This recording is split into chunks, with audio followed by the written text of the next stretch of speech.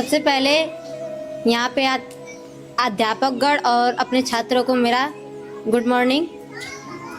बोलो। एक्साइटेड नहीं है आप लोग? अच्छा लग रहा है हम बोल रहे हैं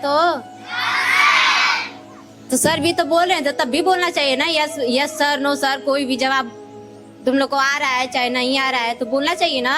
यस सर, नो सर बोलना चाहिए कि नहीं? चुपचाप शांति से बैठे हो तुम सब? बैठे हो? अच्छा लग रहा है? नहीं लग रहा है अच्छा?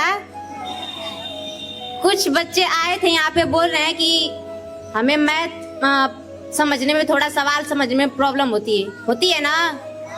हम हर क्लास में जिस क्लास में मैथ पढ़ाते हैं सबको बोलते हैं एक बार सवाल अगर समझ में नहीं आया एक बार पढ़ो, नहीं समझ में आया तो 2 बार पढ़ो, 3 बार पढ़ो, 4 बार पढ़ो, जब तक नहीं समझ में आ रहा तब तक पढ़ो, 10 बार पढ़ो। उसी प्रश्न में ही तुम लोग को उत्तर मिल जाएगा। बोलते हैं कि नहीं? तो कोई पढ़ता है? नहीं पढ़ता है ना, तो कैसे समझ में आएगा? जब नहीं पढ़ोगे तो आएगा समझ में? सर इतनी सारी चीजें बताए हैं, मैम भी बात समझ में आ रही है? और रही बात मैथ की, किसी क्वेश्चन को ना समझने की, तो एक बार क्वेश्चन नहीं समझ में आता है तो उसको बार बार देखो, समझो, बहुत ध्यान से समझो। रट्टा मारने से कुछ चीजें समझ में नहीं आती है। रट्टा मारोगे आज तक याद रहेगा, फिर कल भूल जाओगे। भूलोगे कि नहीं? भूल जाते हो ना। तो हम हर क्लास में बताते हैं कि रट्टा ना मारो, जो नहीं समझ में आता उसको ध्यान से पढ़ो ध्यान से, एक बार नहीं 2 बार पढ़ो, फिर उसके बाद खुद ही समझ में आ जाएगा। कितना बड़ा क्वेश्चन रहेगा समझ में आ जाएगा। आएगा कि नहीं?